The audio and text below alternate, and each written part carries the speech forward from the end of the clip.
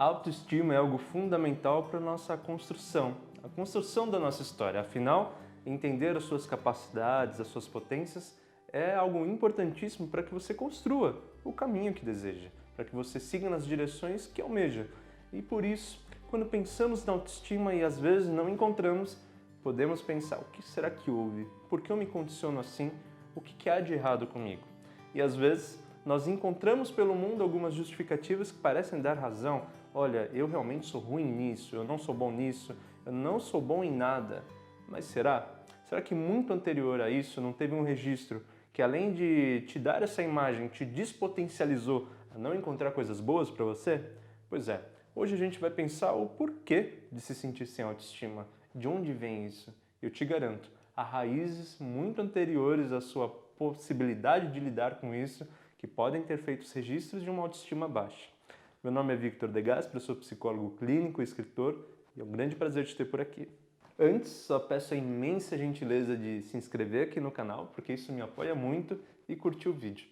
Olha, quando nós estamos falando de autoestima, nós estamos falando de um olhar que nós podemos ter sobre nós mesmos.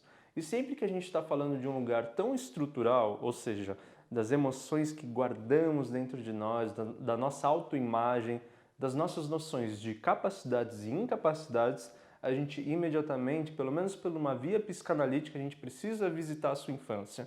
Por quê? Porque lá registramos a exploração do mundo, o entendimento inicial sobre nós mesmos e, principalmente, como que isso foi validado pelo nosso ambiente, pelos nossos cuidadores.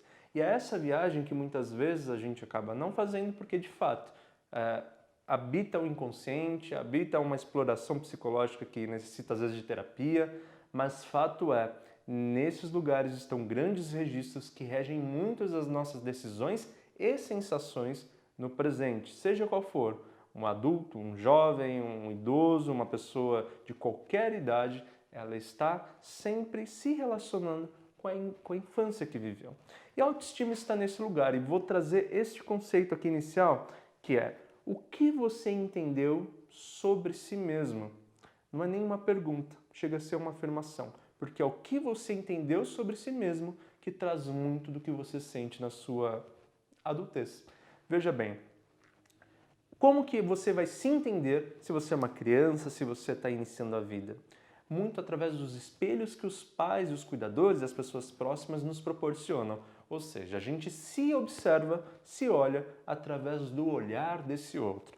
Nós ainda não temos a capacidade de olhar para nós mesmos tão diretamente.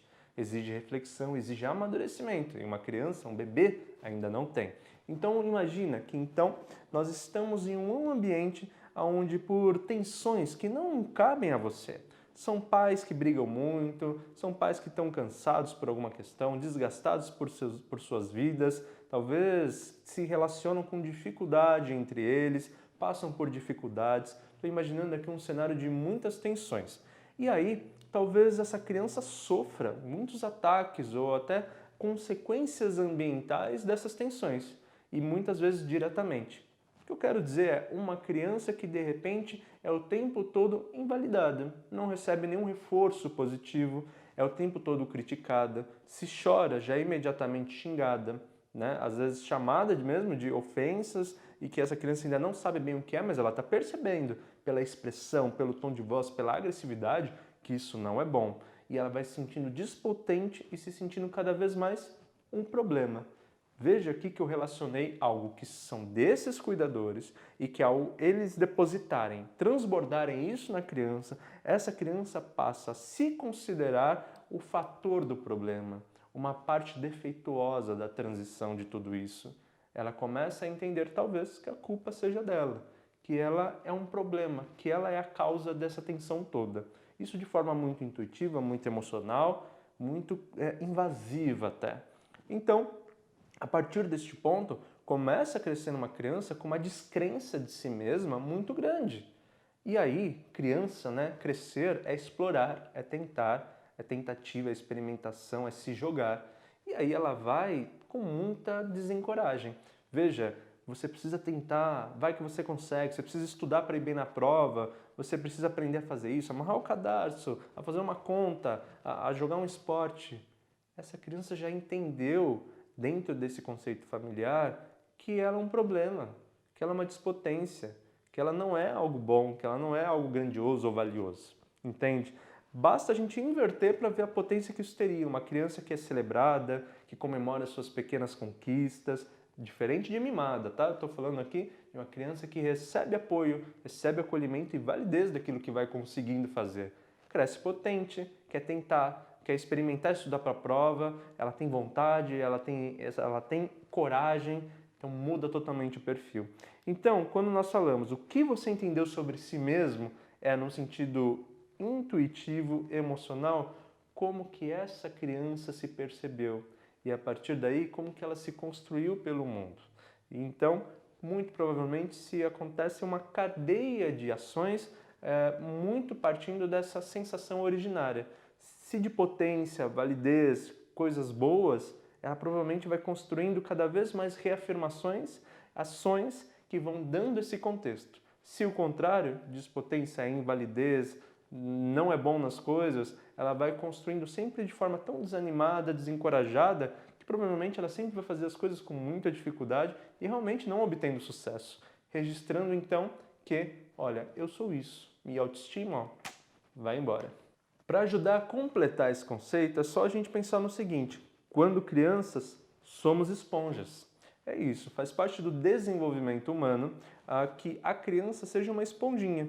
Veja com que facilidade que ela aprende a falar. As crianças que aprendem várias línguas, elas desenvolvem essas linguagens com muita facilidade. Quanto que ela vai aprendendo, quantas milhões ou milhares de palavras ela vai adquirindo ao longo desse processo do crescer. Pois é, porque de fato a cabeça, né, o sistema neural dessa criança, ela é feita para absorver o máximo de informações possíveis.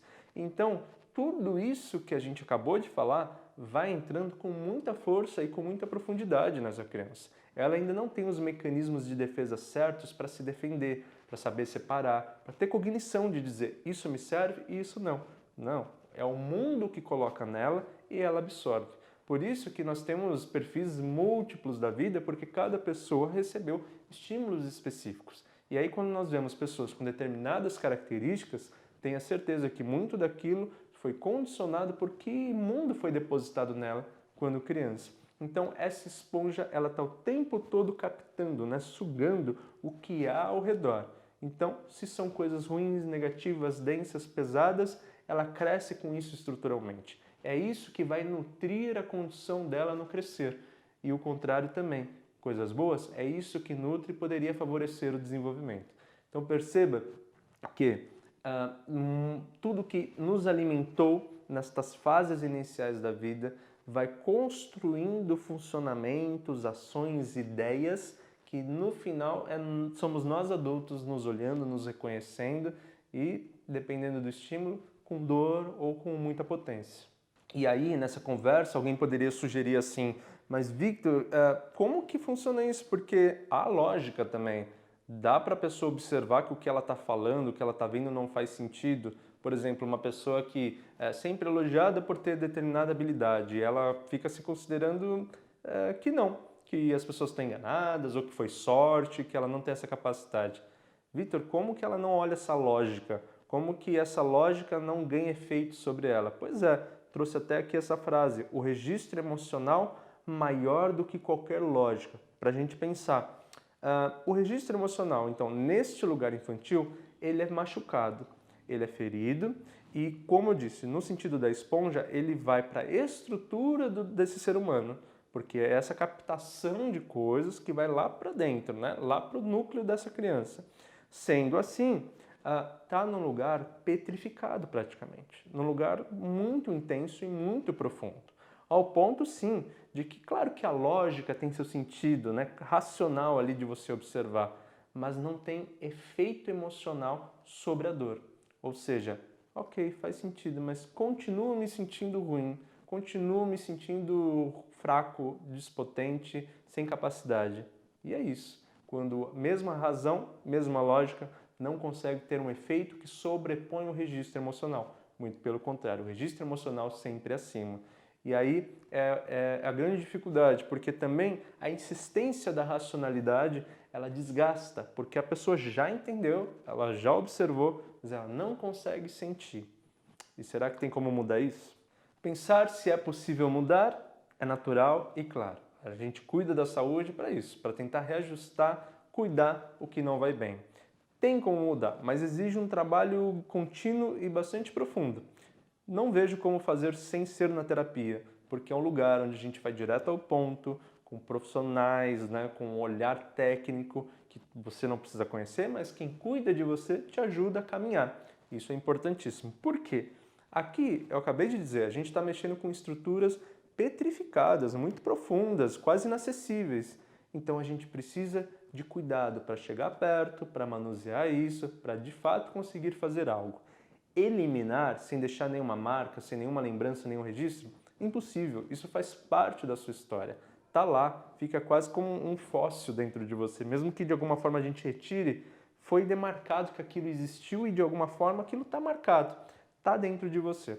Então, nesse sentido, há uma construção muito delicada a ser feita, de contrapor com a razão, como eu disse, mas num efeito onde a gente precisa primeiro conscientizar que esse funcionamento aconteceu, como ele aconteceu e ver essa pessoa desabafando mesmo, falando de como foi essa infância, de como foram as coisas, o que doeu, quais eram as sensações dela. Aí sim a gente começa talvez conseguir, eu digo talvez porque não sei em que momento, é individual, é de cada um, mas construir uma racionalidade que consegue então conseguir ter um efeito influente sobre esse registro emocional.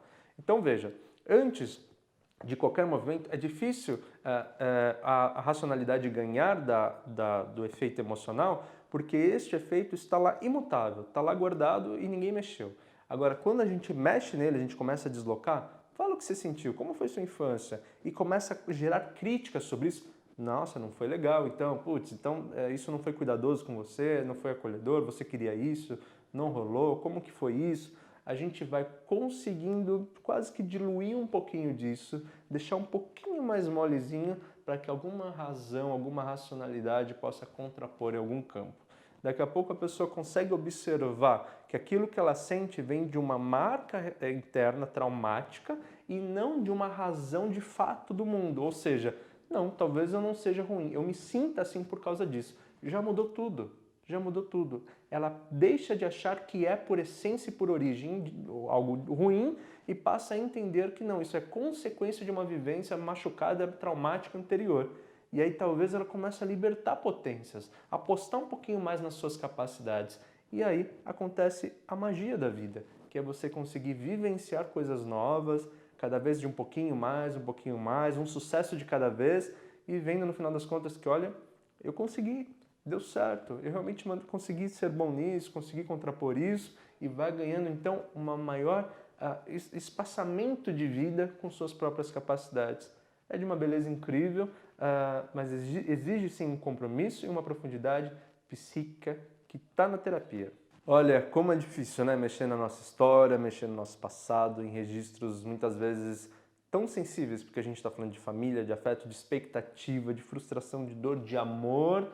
Pois é, tudo isso é difícil, mas necessário se a gente está pensando em construir um destino novo, se a gente está cansado de ficar repetindo os mesmos padrões, as mesmas tendências, sentir as mesmas sensações. Para isso, já que é tão difícil, precisamos de acolhimento, calor, um colo, um abraço. Quero dizer no sentido amplo, terapia, apoio de quem gosta de você, fazer as coisas que você gosta, uma ramificação de potências que vão dando condição de você caminhar, mas tendo a terapia como guia, tendo a terapia como motriz principal desse desenvolvimento novo, desse novo capítulo da vida. Aí sim, a gente consegue transformações imensas e lindas na vida. Quero agradecer muito pela confiança que você depositou em mim para a gente entrar nesses temas. Eu sei que não é fácil e me sinto privilegiado de você ter me ouvido aqui. Como sempre, quero te pedir mais uma vez, por muita gentileza, se inscrever no canal, a curtir o vídeo. E o meu recado final sempre é esse. Eu desejo que você seja feliz e estamos super no caminho certo. Um beijão!